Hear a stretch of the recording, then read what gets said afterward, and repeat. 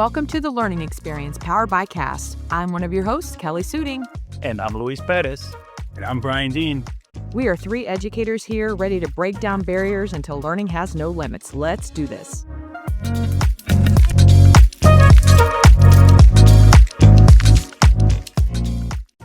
Welcome back to the Learning Experience podcast, where we explore ideas, innovations, and practices that help create learning experiences that work for every learner. So hi, I'm Kelly Suding from CAST. I'm going solo today, but today I'm going to do something a little bit different.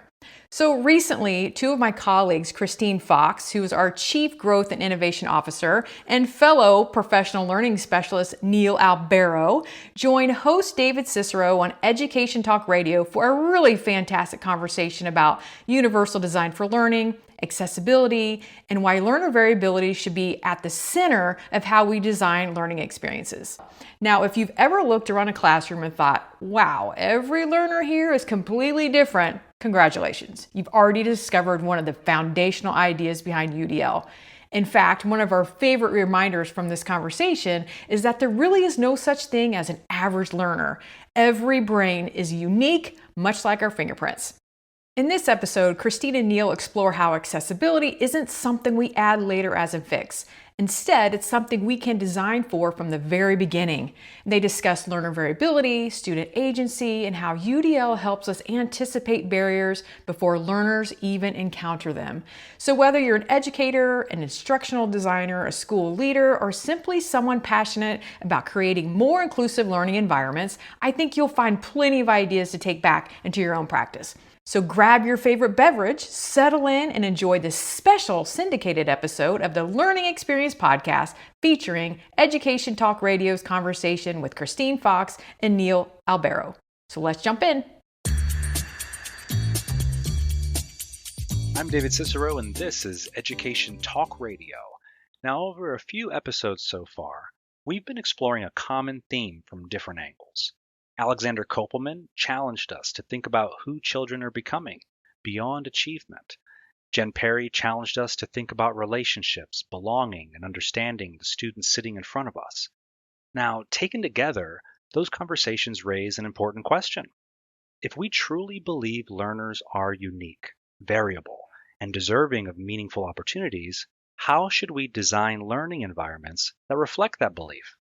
Today's conversation explores one possible answer: Universal Design for Learning, or UDL, a framework developed by CAST that asks what happens when we design learning with learner variability in mind from the start. We'll also talk about UDL-Con Live Online, CAST's virtual conference taking place July 21st through the 22nd. It's an opportunity to connect with educators, researchers, leaders, students, and innovators from around the world who are exploring these ideas in practice. If you'd like to learn more or register, visit udlcon.cast.org. To explore these questions, my guests are Christine Fox, Chief Growth and Innovation Officer at CAST, and Niel Albero, Professional Learning Specialist at CAST. Christine, Niel, welcome to the show. Thank you for having us. So great to join you. So just to kick us off, Niel, for listeners who may only know UDL at a surface level, can you spend a bit explaining what it is and what kind of impact it's designed to make? David, in your intro, you really nailed this. You talked about learner variability, that every learner is different in the ways that they process information, what's going to engage them, in the ways that they can communicate and express. And through the learning sciences, CAST has researched and understands that variability and what we need to pay attention to as instructional designers to be able to meet that variability, to be able to create a place where every learner has access and every learner is supported in their agency as learners. So you named it. It's about variability. And the CAST guidelines tell us what we pay attention to. So when you think about it, I can sum UDL up so beautifully in 3 words. And these 3 words are plastered all over the Universal Design for Learning guidelines. How can we design so every learner has access to the learning, the way that they walk in, the way that they come to us with their background knowledge, experiences, and interests at heart? How can we design for them? How do we design to support their agency, the power that they can bring over the learning to explore their interests and personal goals? And then what are the barriers? What are the barriers that typical curriculum or written curriculum or the current, state of the way learning happens in our schools? What are those barriers that we can remove so that every learner can achieve that goal of access and agency?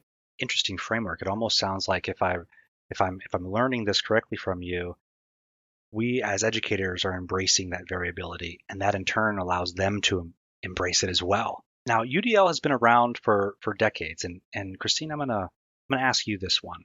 And CAST continues to refine and advance the framework. What have we learned about learner variability over time, and how has that changed the way educators and systems think about learning, would you say? So building on what Niel had shared, every brain is unique as our fingerprints. And when we look at neuroscience and thinking about the brain and its different functions, we have to, again, reiterating, there is no average learner, but we have to design for all those variable learning experiences. So inclusive practices are just how schools, teachers, educational opportunities do business. And the important part about systems design and systems change takes time and energy. And as when we updated the UDL guidelines in the summer of 2024, we really looked at thinking about the current educational system, thinking about digital learning opportunities, and how we had to address the different dynamics of the socioeconomic, the cultural differences of the students that we have in our room. So as a former classroom teacher, when I think of those 28, I think I had third grade students, and I was, trying to teach to the middle in the beginning. I wish I had this framework and these guidelines, especially to really drive into that variability and considering those as bonus opportunities to leverage and ensure that every child had the clearest path to success in schools. And those bonus opportunities, it kind of actually naturally leads to my next question for you also, Christine. And that is, I was in the classroom and I've been in education in some form over the last 16 years or so. And I run into a lot of systems that they only think about, I wouldn't say only, but where you see accessibility accommodations come up in a really obvious way is in response to something going wrong, maybe a learner not achieving or reaching their full potential. And it sounds like, at least from my research, that UDL positions accessibility as the starting point, not the response. So why should accessibility be the starting point when we're designing a learning environment instead of waiting to respond to something? So I liked how you phrased that. I refer to it often as the baseline of UDL. You cannot have UDL without accessibility and digital accessibility specifically.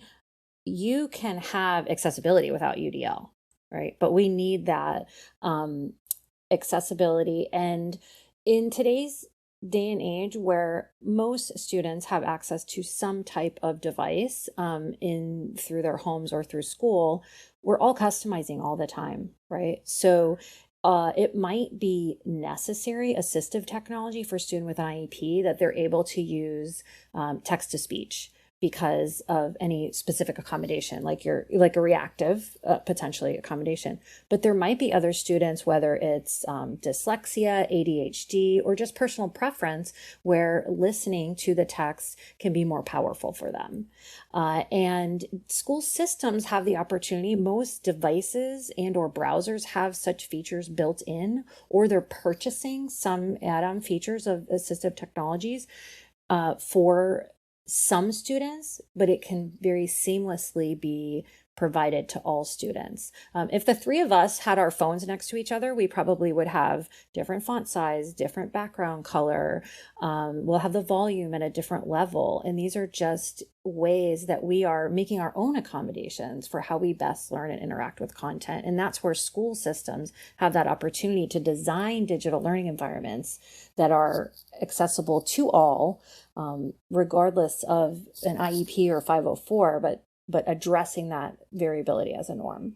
And it also sounds like what you're saying is, so every school I've been in, there's always learner variability, of course, and there's always responses to that. Students walk in the door with different histories, different cultures, different talents, different interests.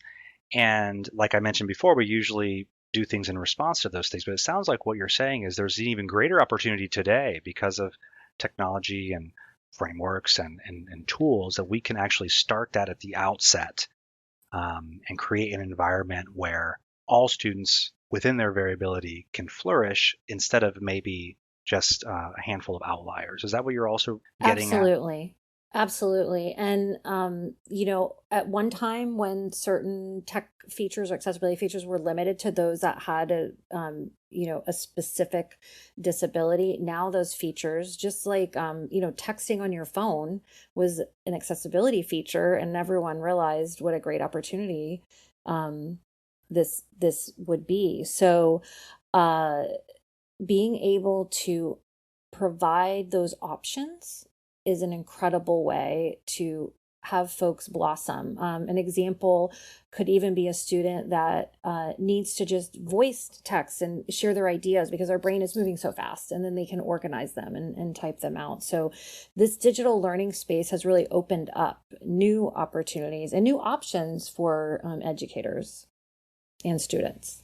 Yeah, it's an opportunity to think about this in a completely different way. How can we, again, start at the outset designing around this? Now, at the ground level, Niel, let's say I kind of want to unpack what this looks like for a teacher. So let's say I walk into two schools. One has really embraced these ideas and one hasn't.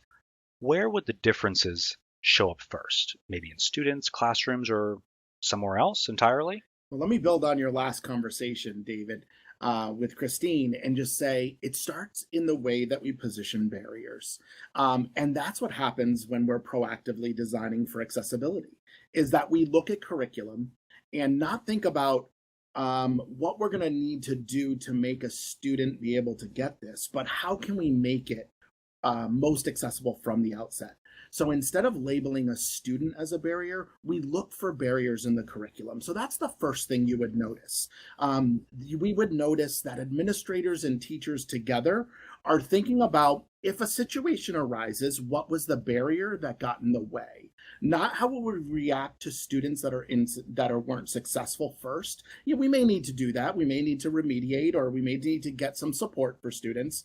We might need to break into groups or alter the instruction. But first, we ask the question, what was the barrier? So that empowers us as educators to have control over the things that we can change. We can change the curriculum, the way the goals are presented, the way the materials are presented to students, the way that we look for assessment and the types of assessments that we use, creating multiple assessment opportunities for students to communicate understanding. So that's where the power of UDL lies in, that educators kind of take back that ownership of saying, I can control and I can adjust the environment, I can adjust the curriculum so that it can be more accessible from the start for everyone. That's where you'd notice it first. What results from that really gets down to the student level, which is so exciting.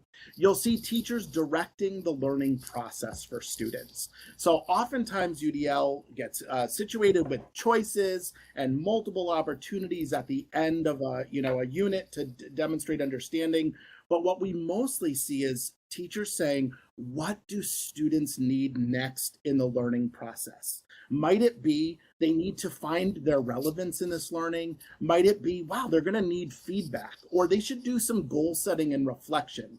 Maybe they need to do some planning. So Fundamentally, in classrooms, you see students directing their own learning through the learning process, and teachers creatively saying, well, how can we connect this to students? What's going to engage them more deeply? What are the multiple ways this could look like for students to demonstrate success? Because that's how we embrace and honor that variability.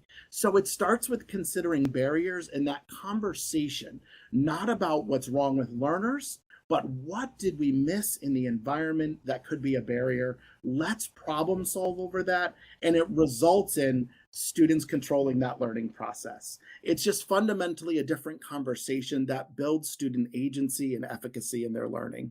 Can Yeah. I, oh, Yes, sorry, can I absolutely. add to that? I was, Neil, I heard and embrace so much of what you say. And when we think about that curriculum and the issues being with potentially the content or the tool that we're accessing the content with, I actually want to step back a little bit further to the district leadership. So you're right, the teachers in the classroom are the ones like one-on-one with those students, and they're looking at, potential barriers and how we can alleviate those by adjusting or designing the content accessible from the start. But going up to the district leadership sites is a center that CAS hosts from the Office of Special Education Programs, a Center for Inclusive Technology and Education Systems. And we look at the district leaders.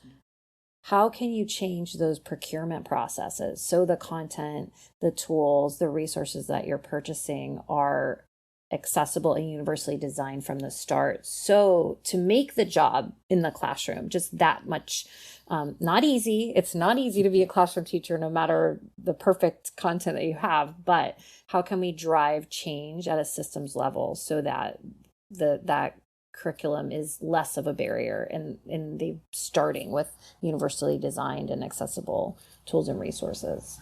Neil and Christine, both your responses really hit home for me as I watch the current narratives in education right now, where we're thinking about technology that we're using throughout our districts, and we're wondering what purpose they serve, and we're wanting to hone in on that exact purpose and finding the right tool for the right outcomes. And in this case, it's, does this allow me to reduce the barriers to learning that we've uncovered, right? So we have this mindset of, it's not outcomes first, right? We have an outcome in mind, but then we're saying, okay, if I'm holding that student's hand moving forward, we're going to hit what barriers? What are they? Okay, so we need to account for that in the curriculum.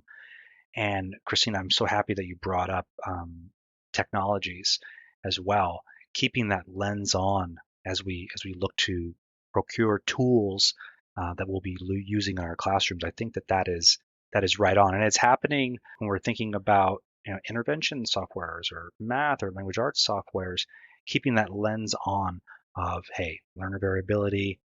What are the barriers we've identified are there, and how does this help us lead that student over that barrier? Now, Neil, you mentioned learner agency, and that was a part of a question I wanted to ask you. And I think that a lot of discussions around learner agency can sound like students are simply in control of their own learning. And I don't think that that's exactly the case in UDL. So how do you think about the relationship between learner agency and teacher guidance? Yeah, David, absolutely. I love that you're pairing those two together, because when we think about learner agency, we're thinking about very specific practices that learners go through. We want learners to become and practice in our classrooms being purposeful and reflective. We want them practicing being resourceful and authentic learners. We want them practicing being strategic and action oriented. So the teacher is there to support students to practice those skills of learning that will help them and serve them beyond the classroom. The teacher is there to design that experience that pushes learners to the point where they say, oh, I need feedback here, and help them to direct and understand the process of feedback. The teachers there to create the environment where students will have to become resourceful. So that's holding those high expectations, giving those challenging problems and activities, and then providing scaffolds or having students explore different scaffolds so that they can find what is the thing, the tools, the environment that I need to best support myself as a learner. So we're there as educators to guide that process, to support students to try different things, to see those tools and opportunities as ways that they can remove their own barriers to learning, take control over that. And then the important piece of that reflection, to stop and reflect with learners and say, hey, how did that work for you? When you use that set of tools, were you more effective? Were you less effective? What do you want to do next time?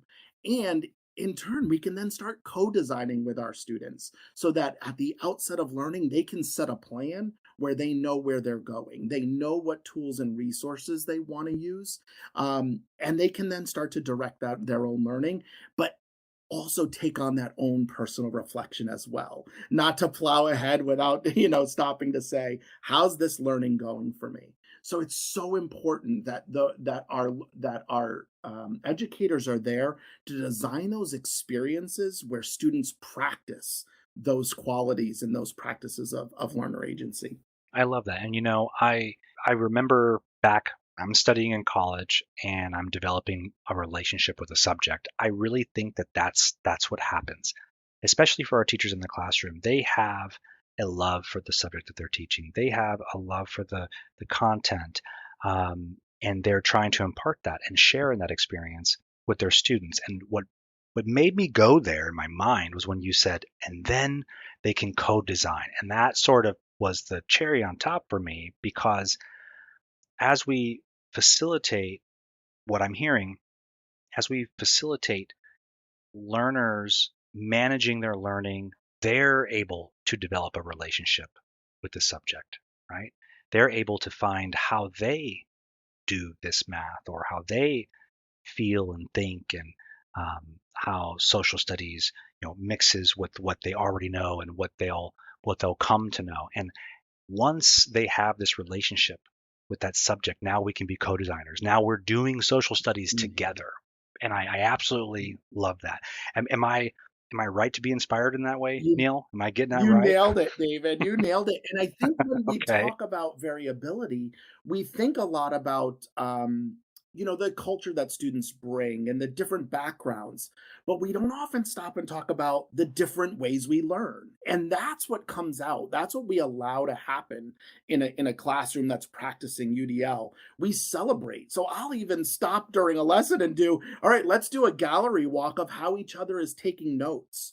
Or we started this planning. Let's go around and look at each other's goals as we started the class. What did it look like? So do we stop and celebrate the different ways that people learn, not just our differences as people, which is so important, so core to learning, but stop and notice the differences in the way we learn.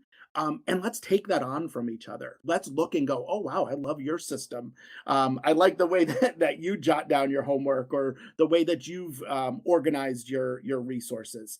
That, when we celebrate the different ways we learn, we just take on a whole nother level of respect and understanding in the classroom. And it really does sound like an evolution, or a way to evolve the student-teacher relationship, where we're teaching and we're learning each other. Very exciting. I want to switch our focus now to artificial intelligence. I'm really curious as to how it's evolving UDL, how perhaps it's building on top of it, or how it might elevate different parts of it. So I've got a question for each of you. So I'll start with you, Christine. As AI has been entering classrooms, I'm wondering what new questions it's raising for CAST about accessibility, variability, and just the future of designing learning environments. Sure. So we definitely couldn't have a podcast and talk about AI, right? Yeah, that's right. And at CAST, many of us are using the term assistive intelligence and really thinking about keeping that human side in the loop. But we're asking these questions of each other in the community right now. So I'm glad you brought it up. When we think about AI, is an automated response going to be more one size fits all, right? Or in kind of addressing the average learner versus what we want, which Niel just talked about, is learner variability.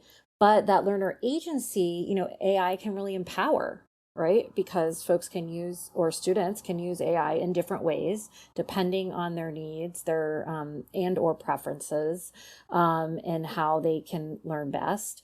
I think one beauty of AI too is that most students are exploring this in some way, shape, or form, right? And they can help share with each other. When Niel was talking about the teacher and the student and co-designing, or even how did you write down your homework, I know I learn from how others learn and come up with other ideas. So I think a lot of the sharing can really be empowering for the students. When we think about AI too, we want to, we think about the power of these tools, and we also want to kind of check when coming from more of the accessibility side and thinking of that differentiation and accommodations, we want to make sure that first, that the AI tools are accessible to all learners and they've met those standards. And then also they're secure. So when students are asking questions, or, and kids can be very transparent, like, hi, I have ADHD and dyslexia and I live blah, blah, blah, help me, right? Kind of thing. We want to be coaching them up on their prompting as well. But there are questions that we're asking without CAS. We have an online AI community of practice, and folks are asking each other.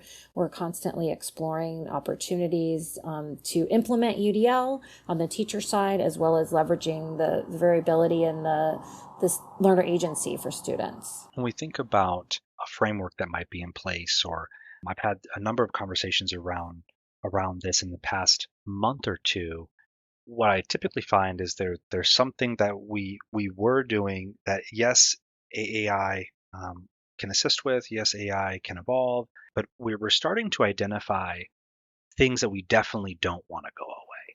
That's what I'm finding in my conversations. And so, Niel, as educators begin incorporating AI into teaching and learning, what principles from UDL do you think become even more important? Yeah, David. A lot of the schools I work with have curriculum that they're, common curriculum that they're working off of. And I think that's important. And I think it's important that, as students have an experience through, whether it be a math department, science department, that there's common language, common strategies, that their experience through a program doesn't feel like, every classroom I go in, or every year it's like a different country and a different language. Like, we need those commonalities. So I go back to the core of barrier, searching for barriers.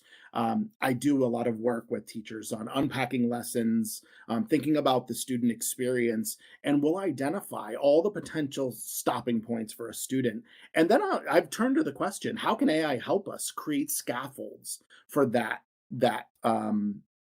curriculum? So one of the things we're often doing, a lot of times we see the possibility of AI to help us to make choice boards, to help us to make new things. But I just first stopped just to ask to say, what are the scaffolds that will help students build to independence? And can AI help us to create those scaffolds, whether it's scaffolded text or graphic organizers to be able to note take, language translation, that oftentimes schools have that core curriculum. So stick to that core curriculum that you've adopted, you've invested in, and is going to create that student experience. And then think about how AI can support that. Obviously, relevance, feedback, all of those core things, the collaboration that happens between students to push each other ideas, to hear how others are making meaning. Like, we need those protocols to stay in our classrooms. That's the messiness of learning. I do worry about an AI system that's always going to be able to give us just the right next prompt or the right next answer. So maybe we lose that confusion. We lose the messiness of learning. That's going to take us to say, oh, I'm going to pull on that resource, or a system that always gives us the next right prompt versus me deciding what scaffold that's been created that I'm going to have to use, and the positive struggle, the good struggle that comes from making that decision and trying to understand where my learning goes next, and choosing something wrong and saying, that's not going to work for me. I need something else. All of those experiences help us to learn how to learn. And I just hope we stay with that in classrooms, and that AI can be a support to creating those types of scaffolds and those experiences, to creating problems that are relevant for students, but letting the messiness of that problem still happen in the classroom. Keep it messy. That's all. I keep thinking that. I don't know why. Keep it messy. But what I'm hearing here is, AI assisting and helping teachers and students embrace that variability. Yes. Yeah. As we work together as a community, CAST has actually built a pretty broad community. And I'd like folks to better understand how they can engage with CAST. Christine, can you talk a bit about the different ways educators can connect?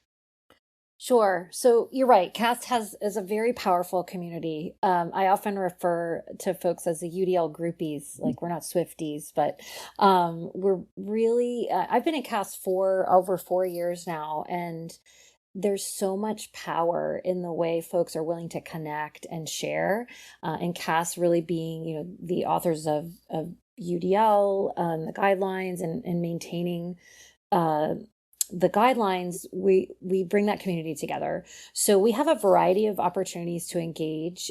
We have many free resources on our website, and we have monthly webinar series where anyone around the world can engage and enjoy the opportunity to discuss different areas and aspects of UDL.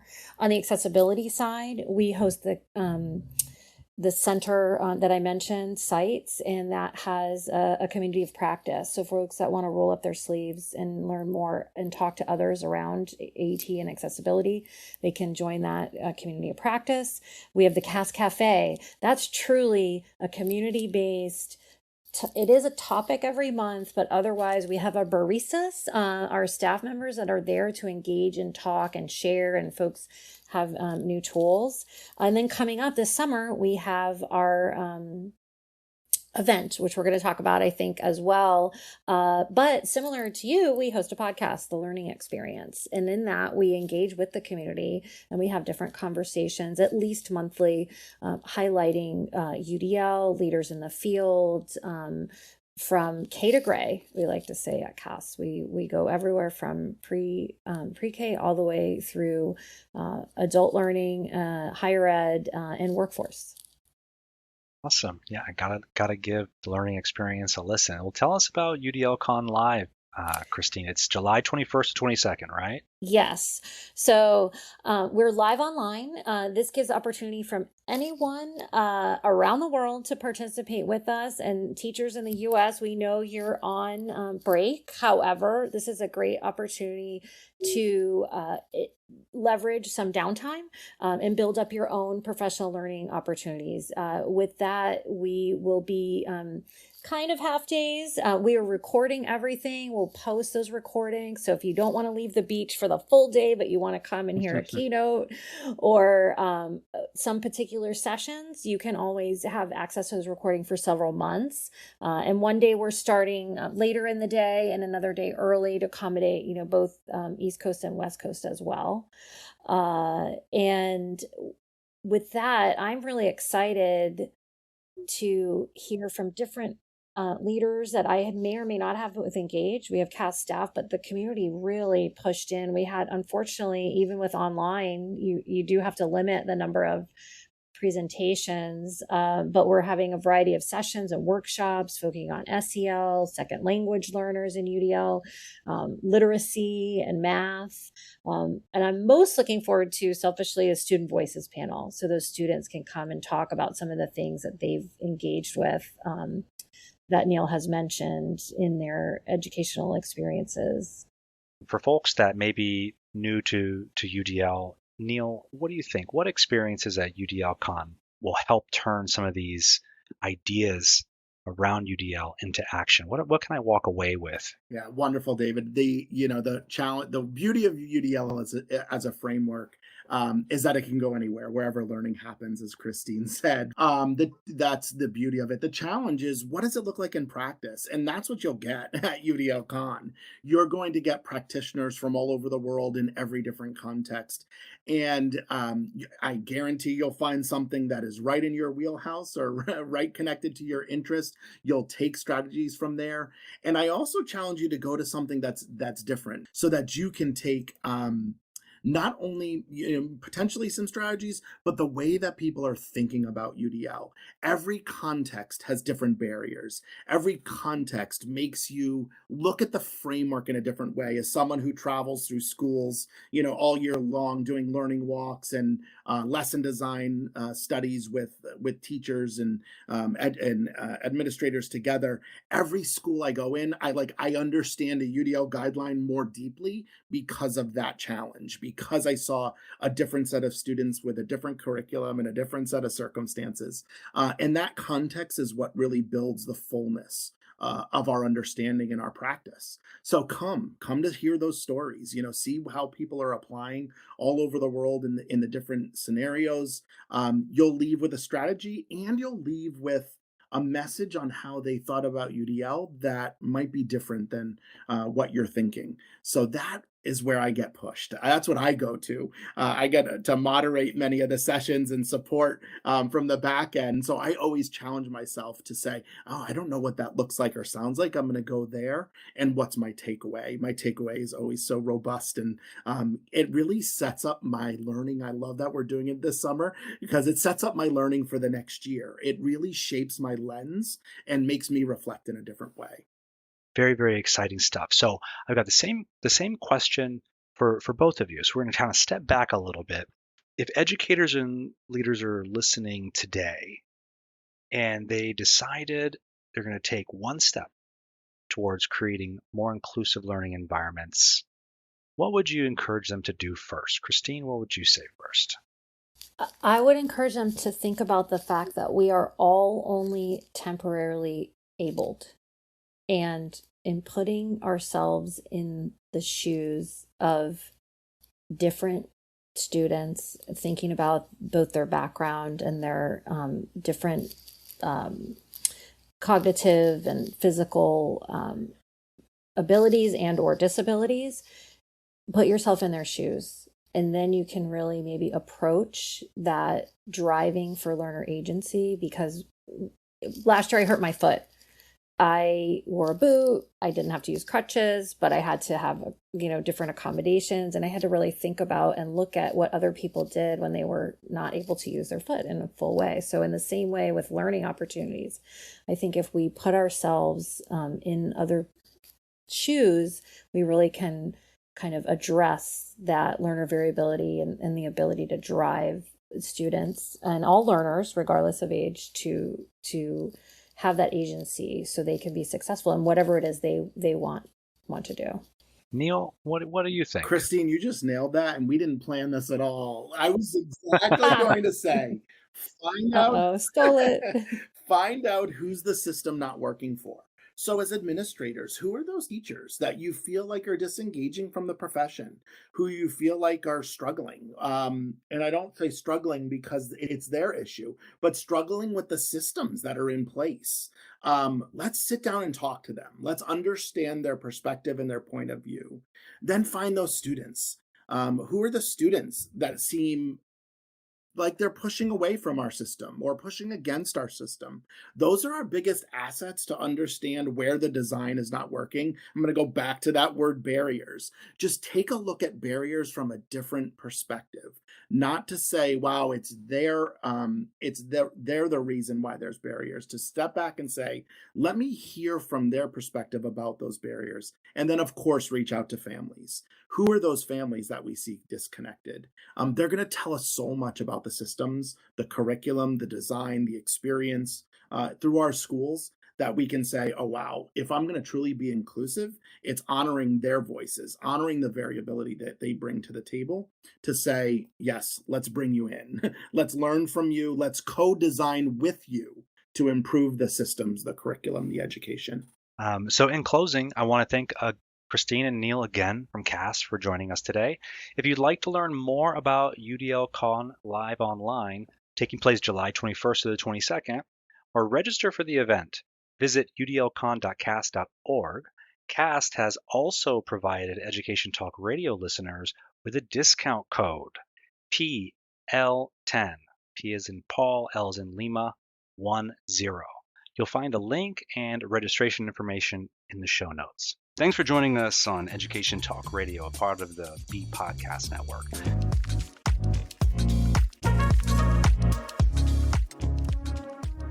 Thanks for joining us for another episode of the Learning Experience Podcast. We are so glad you're a part of this conversation. And if you're like me and today's episode sparked some ideas or got your brain flowing, well, just remember there's so much more to explore out there. And remember that CAST is leading the way when it comes to accessibility, workforce innovation, professional development, and research. So visit cast.org to dive deeper. That's CAST.org, and keep learning with us.